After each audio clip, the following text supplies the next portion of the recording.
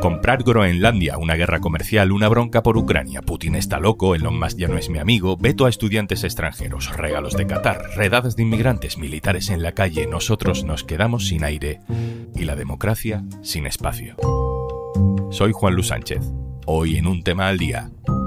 Un Trump al día.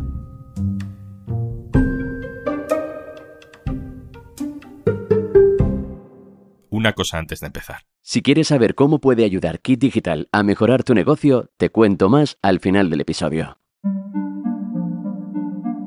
No sé si te acuerdas cuando, en enero, a pocos días de la toma de posesión, Donald Trump dijo que Estados Unidos iba a comprarse Groenlandia. Well, we need Greenland for national security purposes, because we need it for national security. That's for the free world. I'm talking about protecting the free world.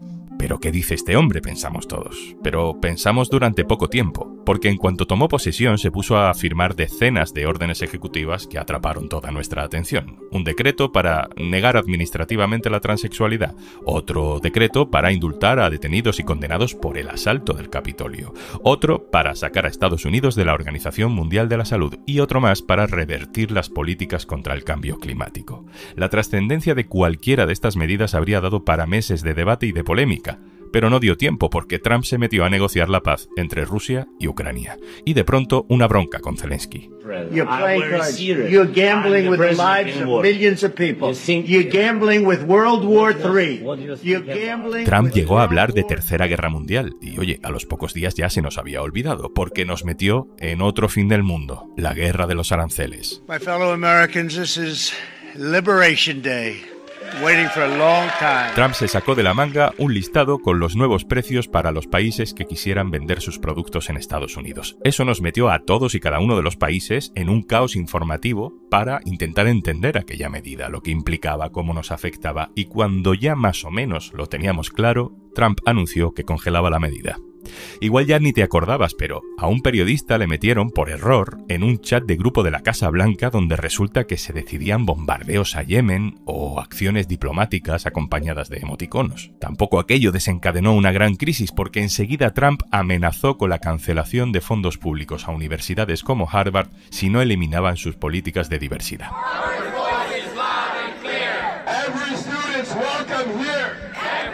La lista encadenada de temas podría seguir. Son todos temas importantes, pero dejan de serlo, quedan banalizados, porque son atropellados por el siguiente. Hoy este capítulo es una confesión. No sabemos cómo gestionar esto. Nos pasa cada semana.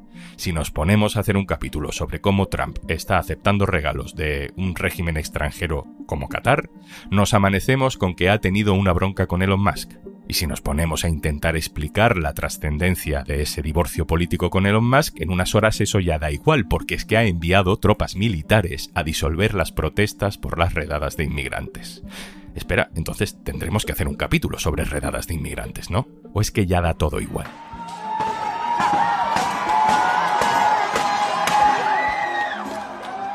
Desde enero le hemos dedicado en este podcast 24 episodios a Donald Trump y a su presidencia. Este es el capítulo número 25. Tenemos una broma interna en el equipo del podcast. En vez de un tema al día, esto parece un Trump al día. Es una broma, pero también es la consecuencia de una estrategia deliberada y peligrosa para la democracia. Carlos Hernández Echevarría, hola. Hola Juanlu, ¿qué tal? Carlos Hernández Echevarría es especialista en desinformación, director adjunto de Maldita, y quiero que nos ayudes, Carlos, a intentar explicar este fenómeno partiendo de un concepto muy básico, muy típico de nuestro sector de los medios de comunicación. ¿Cómo explicamos qué es un ciclo informativo? Bueno, hablamos un poco de la vida que tienen las noticias normalmente, que normalmente van con el día, ¿no? Empiezan el día con los medios de comunicación, particularmente los periódicos como el diario.es, sacando sus temas, se van comentando, ampliando, suceden cosas que se cuentan, pero bueno, digamos que tiene el ciclo informativo es como la vida noticiosa que sucede. Y normalmente, pues tradicionalmente vivimos en sociedades donde el ciclo informativo dura más o menos un día, pero luego hay un ciclo informativo semanal al que entran si dijéramos los semanarios, hacer su análisis y tal. Hay una serie de tiempos pautados en los que normalmente la información ha funcionado de forma bastante estable. Digamos que hay noticias que, aunque sí sean importantes, desaparecen en un día. Pienso, por ejemplo, en se estrella un avión en la India. Sí, es importante, pero si es un accidente, tiene pocas derivadas internacionales y va desapareciendo poco a poco al cabo de las horas. O una polémica por un comentario político, ¿no? Pero hay otras noticias que tienen un ciclo de vida más prolongado. Por ejemplo, yo recuerdo que con la exclusiva del máster de Cifuentes, el máster falso, estuvimos 35 días, que lo contamos, hablando del tema en todos los medios hasta que dimitió. Con la llegada de Donald Trump al poder, Carlos, el ciclo de vida de las grandes noticias, de las relevantes, de las que darían para un mes o meses de trascendencia, ese ciclo se rompe. No, totalmente, porque Trump no tiene esa estrategia de comunicación tradicional de decir, no, pues lo filtra un periódico para que lo cuente a primera hora de la mañana y luego una rueda de prensa en la Casa Blanca que hago no sé qué y luego a lo mejor me siento en un plató de televisión con no sé cuánto. Trump funciona de otra manera, como todos sabemos. Tiene una relación mucho más directa, que le encanta además con sus audiencias, que tiene que ver con hacer los anuncios según se le van ocurriendo, a través de las redes sociales o parándose delante del helicóptero para voces gritar alguna noticia, y Trump no va a cambiar, siempre va a funcionar así. Entonces el ciclo informativo lo ha destruido completamente porque las ha convertido más bien en todos los medios de comunicación y todos sus rivales políticos e incluso sus aliados corriendo detrás de él un poco para reaccionar a lo que el presidente dice, que lo puede soltar en cualquier momento. Déjame que introduzcamos la experiencia diaria de Andrés Gil, corresponsal del diario.es en Estados Unidos, que nos cuente cómo vive él, que además está allí desde hace apenas unas semanas, este caos en la manera de comunicar de Donald Trump. Nos manda esta nota de voz. Hola, ¿qué tal? Pues a ver, ¿por dónde empezar? Lo primero que ocurre con Donald Trump es que nunca sabes cuándo va a saltar una noticia y qué noticia va a ser. A menudo nos ocurre que directamente cuando nos despertamos, incluso muy temprano, puede ser las 6, 7 de la mañana, pues de repente hay un post en Truth Social, que es su red social, en la que perfectamente puede ser que escriba contra los republicanos que no quieren aprobar su ley fiscal, o que insulte al gobernador de California, o que amenace a Irán.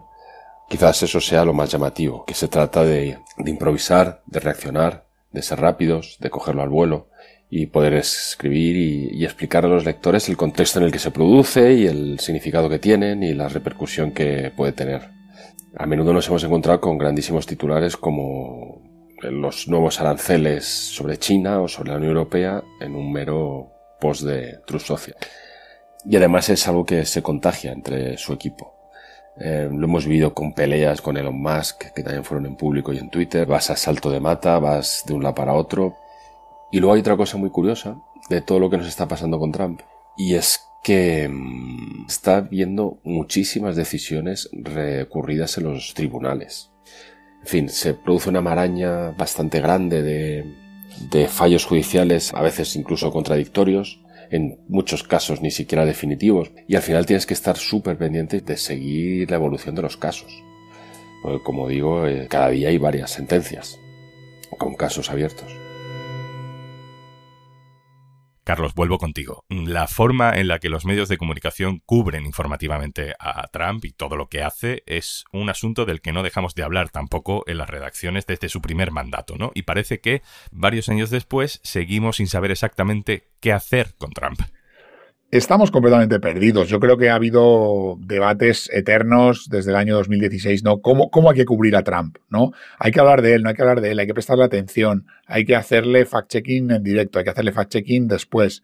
No sé, se han probado muchas estrategias y yo creo que es difícil decir que algo funciona, porque ¿qué se entiende por funcionar? ¿Que Trump tenga menos atractivo para determinadas audiencias?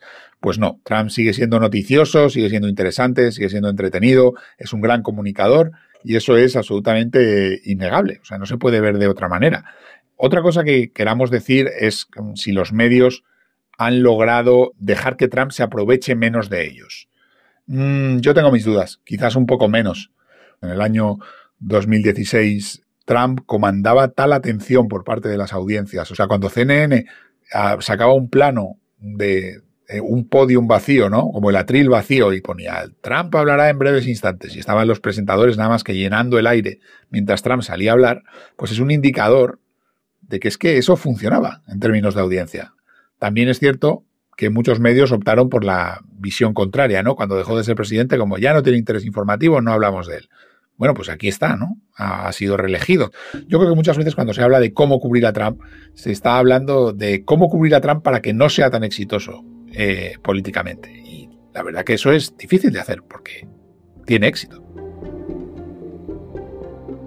Tiene como una doble vertiente Donald Trump, ¿no? Nos mantiene entretenidos a los medios y a los ciudadanos. Es entretenido seguir lo que hace, ¿no? Como si fuera una ficción, pero al mismo tiempo nos deja aturdidos y pasivos, como si efectivamente solo fuera todo un espectáculo. Total, él es un maestro del entretenimiento.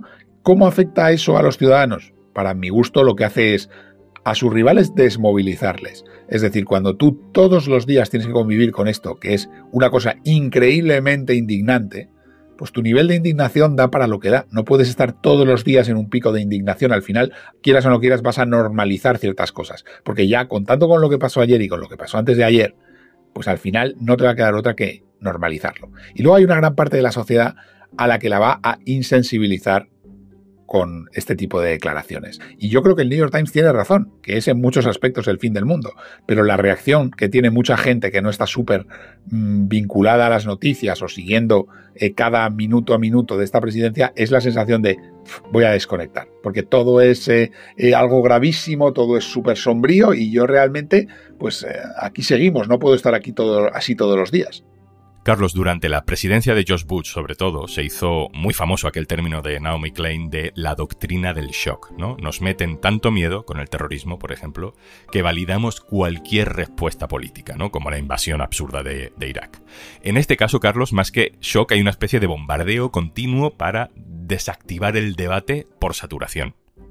Bueno, yo creo que hay una forma de entender la doctrina del shock, que es que tú puedes prestar atención a un número limitado de cosas al mismo tiempo. Y lo que sucede es que si no, pues no te queda más remedio que priorizar y dejar cosas pasar.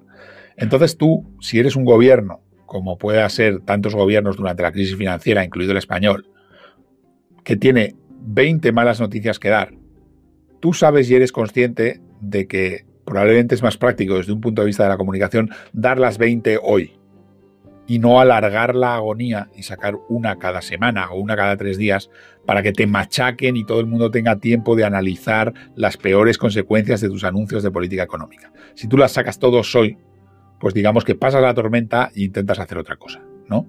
Comunicativamente en los siguientes días. Con Trump, ese día de la tormenta nunca acaba. Con Trump oyes Los Ángeles detener al gobernador de California, cambiar el nombre de los barcos de la Armada que llevan el nombre de líderes negros de los derechos civiles. O todos los días va a haber un montón de cosas que pongan a prueba tu capacidad para la indignación. Y eso es una parte de su carácter y de su estatura política sin la que no se puede entender lo que está haciendo.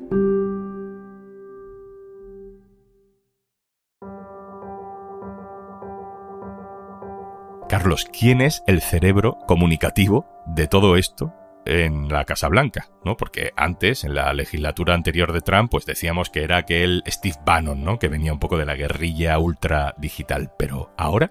Yo creo que Trump tiene alrededor a mucha gente que constituye lo que es el cerebro administrativo.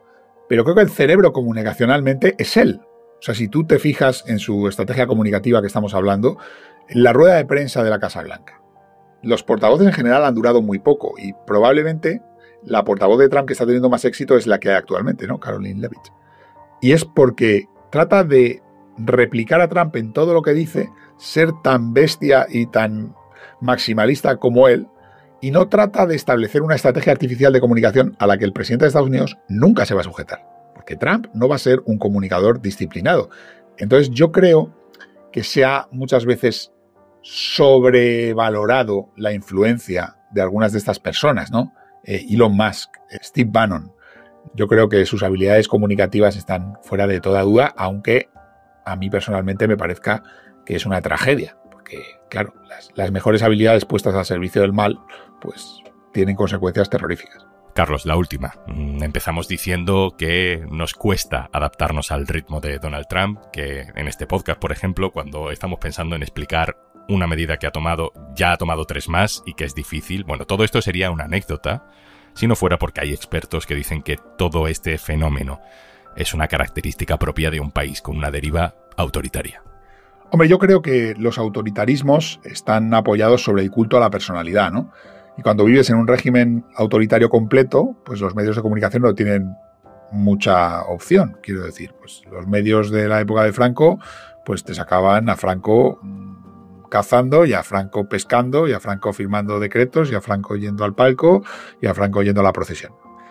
Estados Unidos no es un autoritarismo completo, aunque Trump lo esté intentando. Entonces, él ha encontrado otra manera de copar la agenda informativa, la de los medios partidarios y de los medios contrarios, ¿no? Que es esta estrategia comunicativa que lo que hace es que hablen de él sin parar. Y yo creo que sí que estamos en un punto donde Trump ha entendido, y yo creo que lleva bastante razón, que lo peor que te puede pasar como líder político es que no hablen de ti, no concitar el interés de la gente, ¿no?